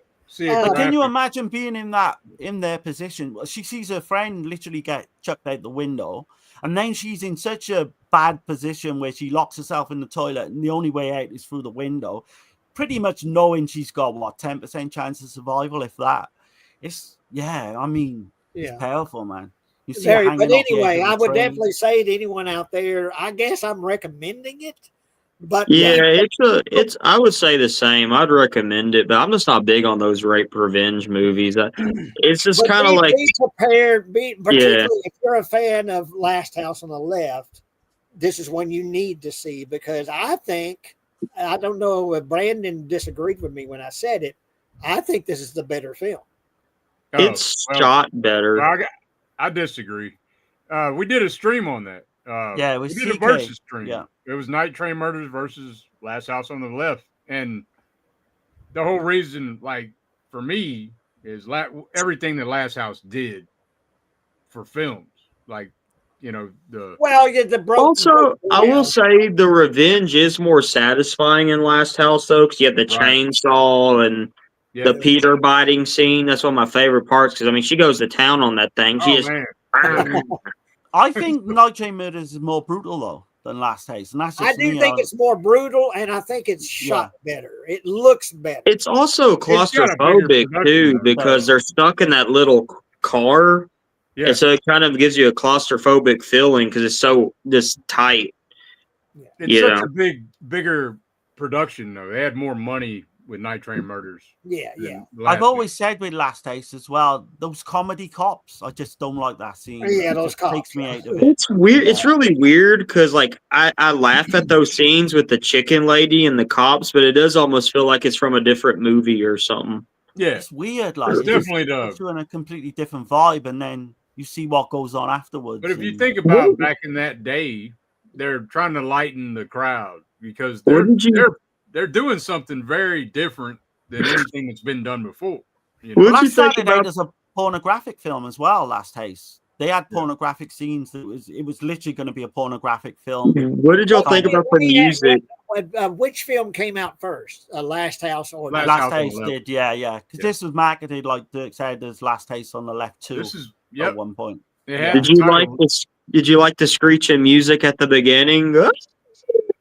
Whatever that was, or am I thinking of Torso? You want to be the Night Train, or you want to be Last House? Or the Night Train, because like at the beginning, I think it was Night Train Murders. Isn't it like some weird like howling song or something at the beginning? So that opening song where they I like that. What's the title of that song? I like that song. It's Demis Roussos was the singer. What's it? Something to do with a flower, and yeah, I mean, it's so just unsettling, that song. I don't know why. It just puts me in an unsettled. I couldn't understand what he was saying. It just sounded like howling to me, but I don't know. He's a Greek singer. He's quite well known in the 70s, but yeah, it's a weird song to start off with, and then you got the end of that song as well. You got the children singing in the choir part of it as well. Just I don't know. It just creeps me out. I'm gonna watch it again around Christmas time. I'll give it a second watch. Yeah, I probably will let too. Me know, man. Jay, we should do a watch along for Night Train Murders. That'd be a good idea. And I'm gonna go to the liquor store and get me some Night Train wine if they still have it. Watch the Night Train. But that's what I need to do. That's good because I got drunk on the last show. Night Train. If I'm going to watch this movie again, I want to be a little tipsy. So maybe Darren, that'll I work. never have asked you. Like, so is this your favorite Lotto film? Aldo Lotto. Oh, myself? Yeah. So, yeah, I mean, you've got this one. I like Short Night of Glass Dolls a lot as well. Short Night of Glass Dolls is my favorite. There's not much in it. I'm gonna have to go because my battery's about to die. Okay. Okay, Brandon. Talk to you soon. And, all right, man. Have a good one, man. Talk to you soon, sir. Let me see. I think he's froze up there. Let me. Yeah. All right.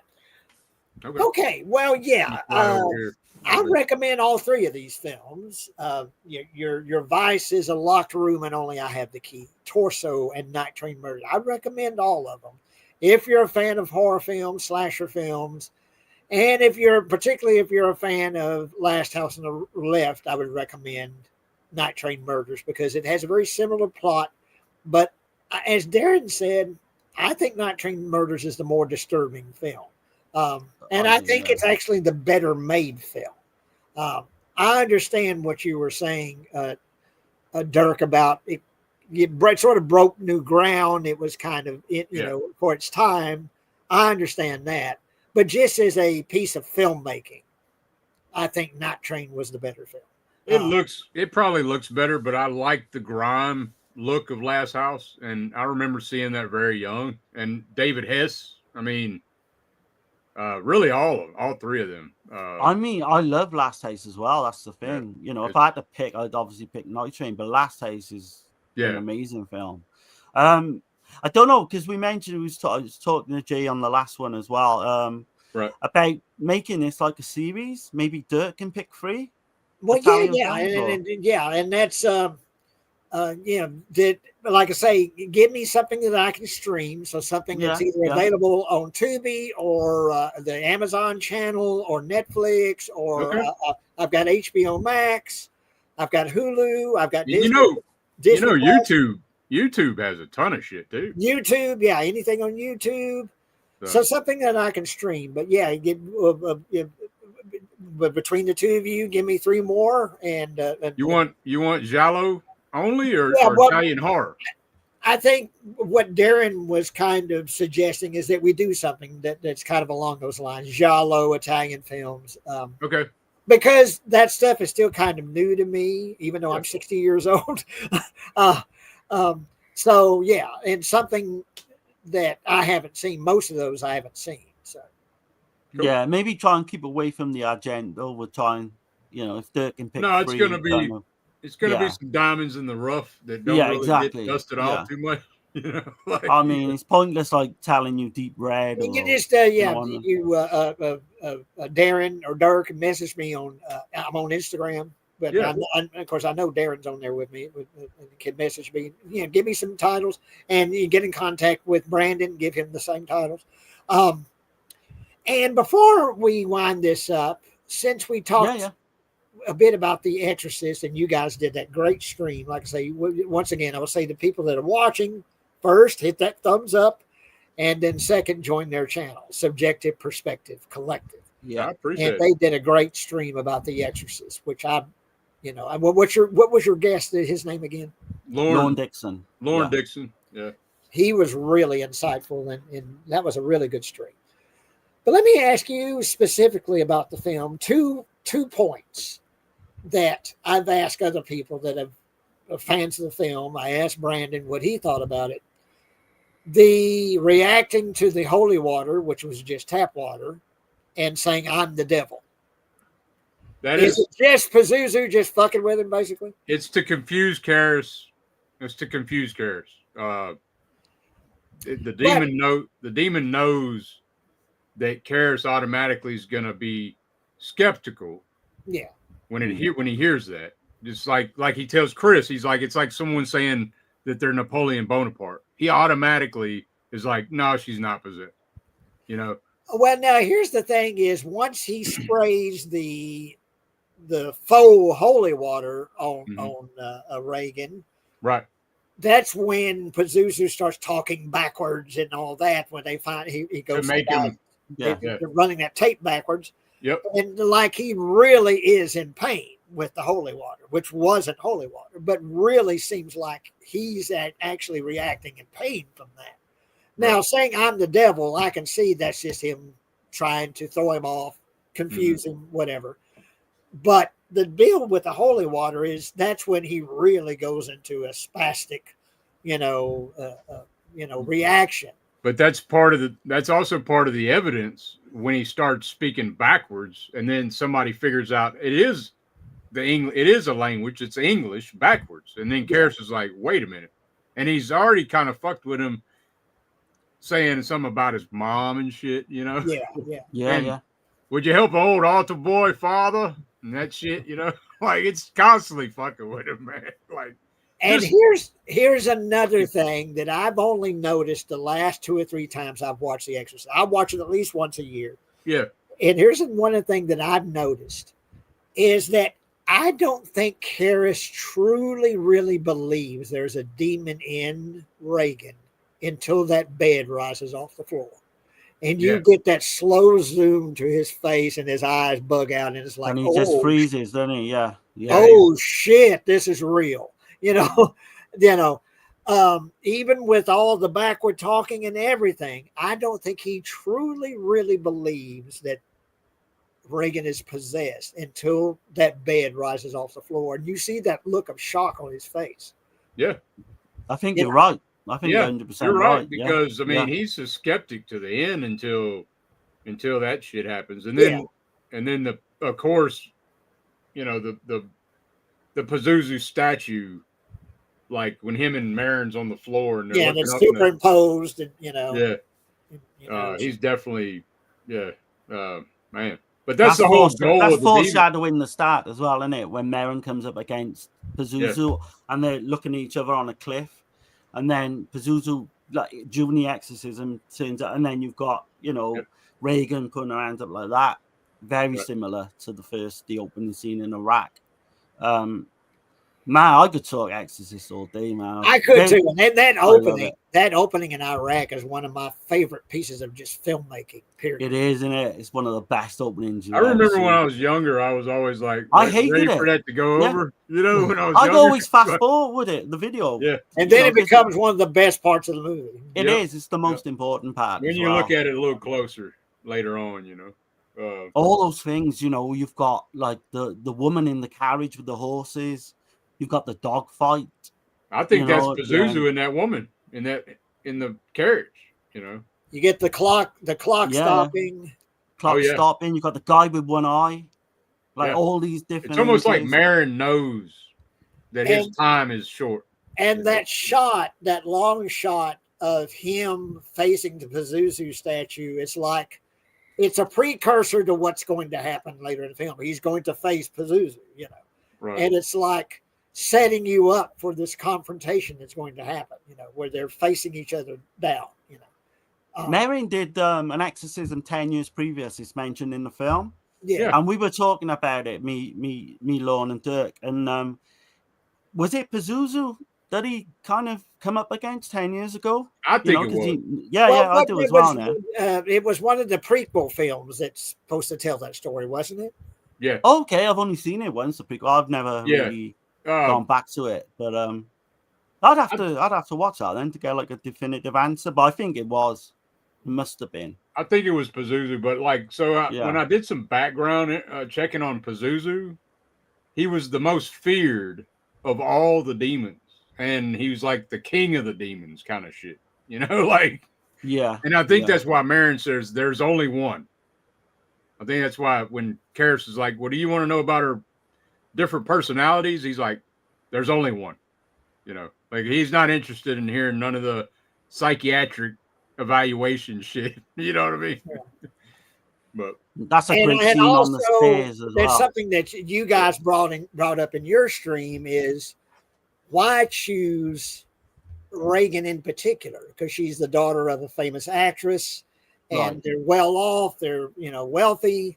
Yeah. That is what this demon is going to show you, that wealth, power, whatever is not going to help you. I can right. Yeah, it's not even about Reagan. It's about everyone else apart from Reagan. But it slips into Reagan through Reagan's depression and despair. Like that's Reagan's a way of getting back, and also the father Karras with his having sort of a conflict with his belief in losing his mother and the guilt. The guilt just got him, right? I mean, I almost think in watching it the last few times, he's almost the lead of the film. Karras is. He is, yeah. This movie is almost about him. But if it's about anyone, it's about him. And if you think of the stories, actually, Lorne was saying it as well, and he can say it a lot better than me. But it's a story about absent fathers because he has no father. Reagan's father's not there. Yeah, the father being the priest as well. Father Marin, is the only father, right? That shows up. Definitely a film about absent fathers. Yeah. But anyway, for a deep dive into this, and where's Karras' you guys definitely need to go and. That's what I mean. Yeah, Karras' father's not there. Yeah. What's that? Karras' father's not there as well. Yeah, that's what I mean. So, no, I mean, what were you saying, Jay? Sorry, man. Oh, I definitely said, if you want a deep dive on this, everyone watching needs to go to Subjective Perspective Collective and join their channel, watch everything else they've done, but particularly for right now, watch their Exorcist stream, because I was captivated. I thought that was a great stream because I've watched so much about the Exorcist, including, there's a great documentary on Tubi right now with William Friedkin. Was it Freaking on Film or something like that? It goes, the interview. Yeah. It goes through all his movies and he talks about all the movies that he made up to that point. And it's a great one. But Jay, I think you guys had some different perspective that I hadn't seen. So I appreciate it, man. So I got a question. Like, me and Darren talked about it, and I know Darren hadn't seen the movie yet, but how do you feel about Sorcerer? Sorcerer, I tell you what, that's a movie I only saw like 2 years ago for the first time. Okay. And at the end of it, I was like, I just watched a fucking classic. I have fucking great. I've gone my whole life and never seen, and I'm like, I should have saw this movie 30 years ago. Exactly. Yeah. I think it has some of the most amazing set pieces that I've ever seen in a film. I was wondering if you want to cover it with me and Darren sometime. Yeah, we definitely. And last time I checked, it's on YouTube. It's on free for YouTube. If anyone wants to check out Sorcerer, go check out Sorcerer. It's on YouTube. Now I don't know if it's still there, but it was as of like 6 months ago because I watched it again. Right. I think I watched it on Tubi the first time I watched it. And Sorcerer is a film. It's like at the end of it, I'm like, my God, how have I missed this movie? This is like, it's a damn classic. I put it right up there. The title, it may be freaking second best film. Could be. The title of it confuses the shit out of me. That's why I've never watched it, because I've always thought Sorcerer. I'm not into that. It's like the name of one of the trucks, isn't it? Sorcerer. Is that what it is? Okay. I think it is. I think it's the name of one of the trucks. Yeah. Okay. There's a movie. What was it? Wages of Fear. Wages of Fear. Yeah, it's like a loose remake on that. It's the same story that was made like in the 60s or something. Wages of Fear. I haven't seen it. I want to see it. And freaking in that documentary I'm talking about that's on Tubi, he says, my movie's not a remake of Wages of Fear. He said, it's like if you go and watch a version of Hamlet, you don't consider that version of Hamlet to be a remake of the other version. It's all a version of the same story. And he said, I'm simply telling my version of the story, but it's not a remake of Wages of Fear. And I definitely, now I've got to go see Wages of Fear. Well, we could do that. We could do those too. Right? Yeah. I don't know if it's streaming anywhere, Wages of Fear. Okay. But it's definitely one I need to see. Just at some point, I don't know when y'all would want to do that, but well, you let me know. Let me know when it'd be a good time, because I'd like to rewatch Sorcerer and kind of refresh my memory of it. Yeah. But there are scenes in Sorcerer that I've like, how did like someone not die making this movie? No shit. And there's some suspense, like legit suspense. I'm not going to spoil it or anything, but no, I mean, yeah, we'll wait until we talk about it. But yeah, you sent me the Blu-ray, didn't you? Yeah, I sent you the 4K. The 4K, is it okay? Yeah, I've not even opened it, man. Right. I've been waiting for a reason. But going back to The Exorcist, what's your thoughts on The Exorcist 3, Jay? I think it's, and you brought this up on your stream, you could put those together. You could almost do you watch Exorcist and then watch Exorcist 3 and have a great time. It would fit perfectly, yeah. George C. Scott is amazing in that film. Yeah. The actual exorcism in the film I thought was unnecessary. Okay. It wasn't needed. It was only put in there to give it an exorcism so you could call it Exorcist 3. It does seem a little tacked on. Yeah. Because it's based on William Peter Blatty's Legion. And, of course, he directed the film also. And he wrote the book. But he didn't want that Hollywood interference. You know, Brandon bought the book. I need to borrow that from him. I don't know if he's read it yet, but I haven't read Legion, but I really want to read it. That is the only thing. What is it? Chucky, what's his name? Brad Dourif. Brad Dourif is great in the movie. The Gemini Killer. Yeah. And Father Karras, Jason Miller. What do you think, though? How do you feel about finding out that he didn't die in the first film? How do you feel about that? We did a video on it, didn't we? And I know we're going to be covering it with Lorne. The fact there's so many different things though to Exorcist 3. It's not like black and white for everyone. Do you know what I mean? You got to look in different things different ways. I don't know if they've got more kind of. Well, the thing is, it explains, the Gemini Killer explains how he didn't die. It's almost like the demonic presence kept him alive, and his cells regenerated and all this shit. You know, like it's like damn, you know, just to punish him more. If you look, the demon kept him alive just to punish him more. Yeah. If you look at the ending of The Exorcist when he's saying the prayer over him and all that, after William Friedkin slapped the shit out of him off camera. Yeah, the last right. And you don't really, you assume he died, but you don't see concretely that he's dead. It's never said that he's dead. Right. You assume that he died. But no, I think it's a great film. I think Exorcist 3 is great. And I think, like I say, you could put those together and watch those back to back, you know, spend the day watching those two films. How do you feel about Exorcist 2? See, everyone hates Exorcist 2. I don't mind it. I don't count it as an Exorcist film, to be honest. I almost enjoy it on a so bad it's good level. That's why I like it, yeah. That would be a good comedy film. It's so bizarrely bad that it's funny. It's by turns funny and just baffling. That the decisions that were made in that film, it's like, how do you take a movie like The Exorcist and come up with that? How do you conceive of that after The Exorcist? I will say Linda Blair is hot as hell in that movie. Oh, yeah. Well, yeah. She's doing a little tap dancing routine. The tap dancing and the James Earl Jones. Richard Curtis? He's drunk all the way through that film. You can tell. He was an alcoholic, wasn't he, at the time? He was drinking on set and all that.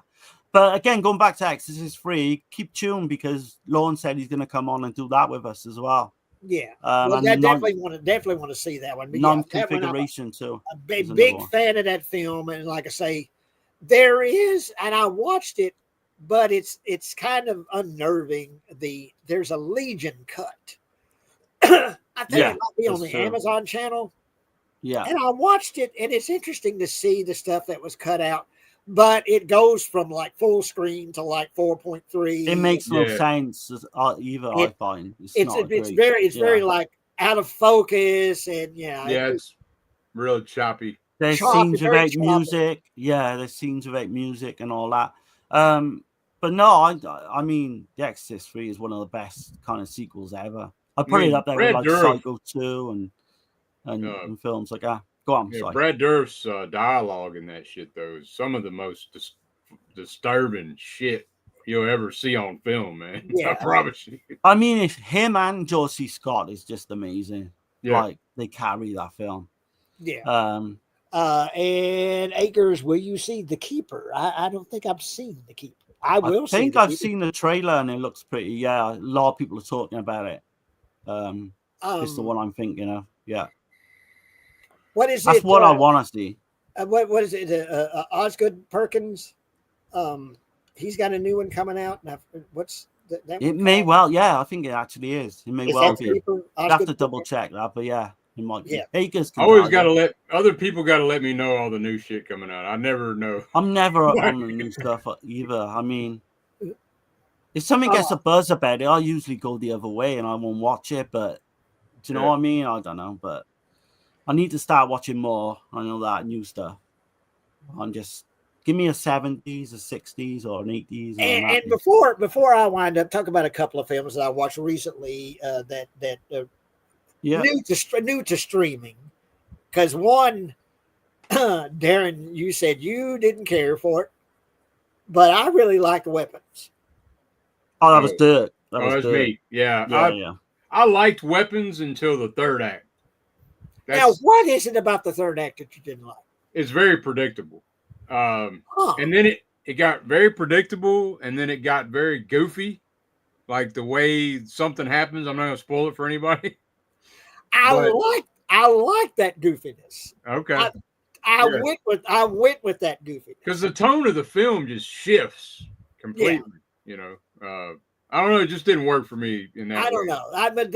But I won't spoil it for anyone that hasn't seen it. But it's streaming now on Amazon. Not Amazon, HBO Max. Weapons.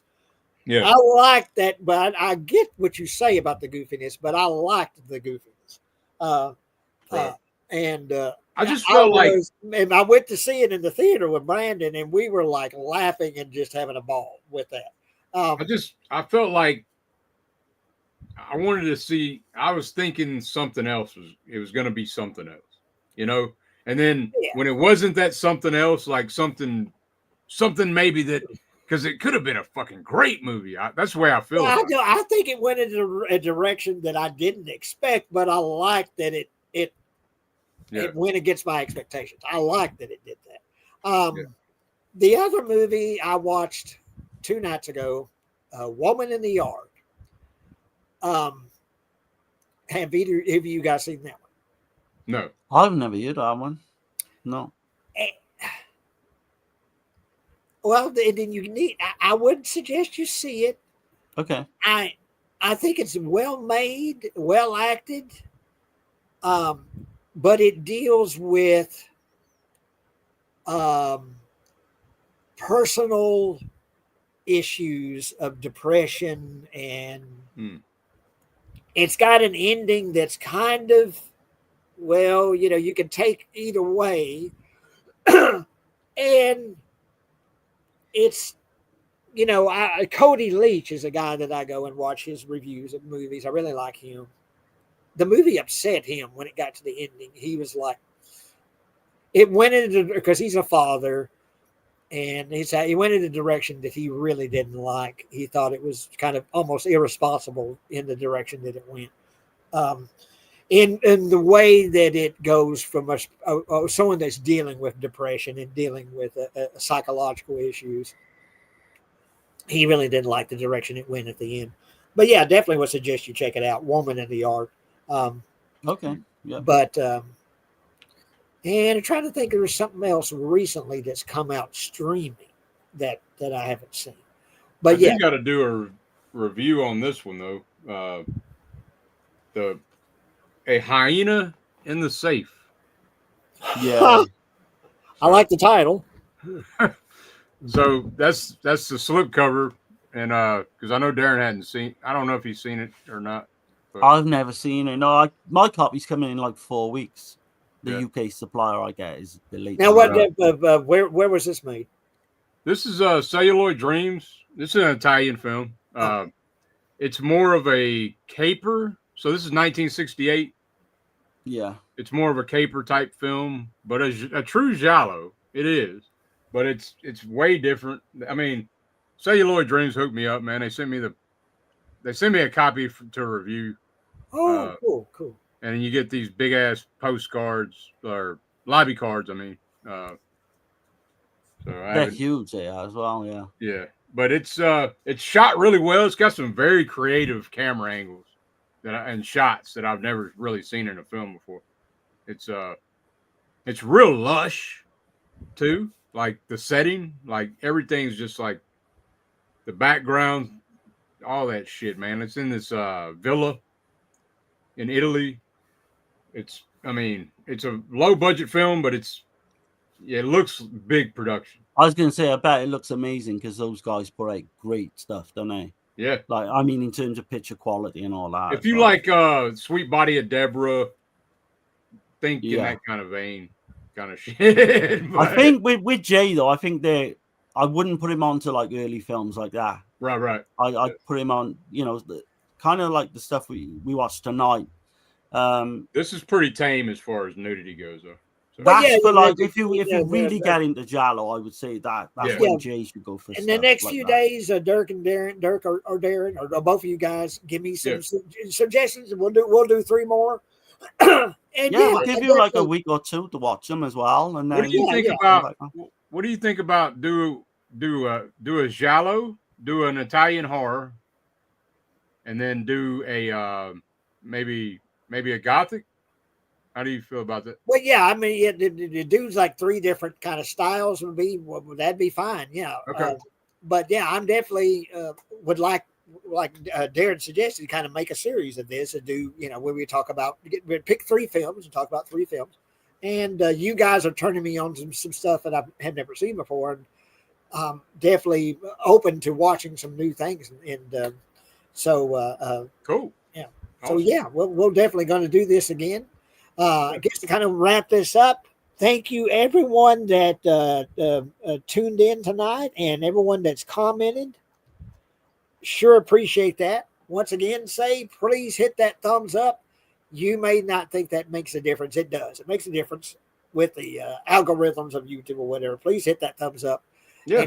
And go and join Subjective Perspective Collective with Dirk and Darren and watch their stuff. They do some great stuff.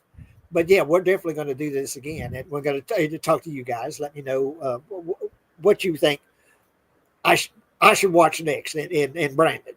100%. I can't wait. Cool. And okay, well, it's like you guys is hanging here. I'm going to sign off to the public, but thank you everyone that's watched this, and we will do this again soon. And you have a good one. Take care now.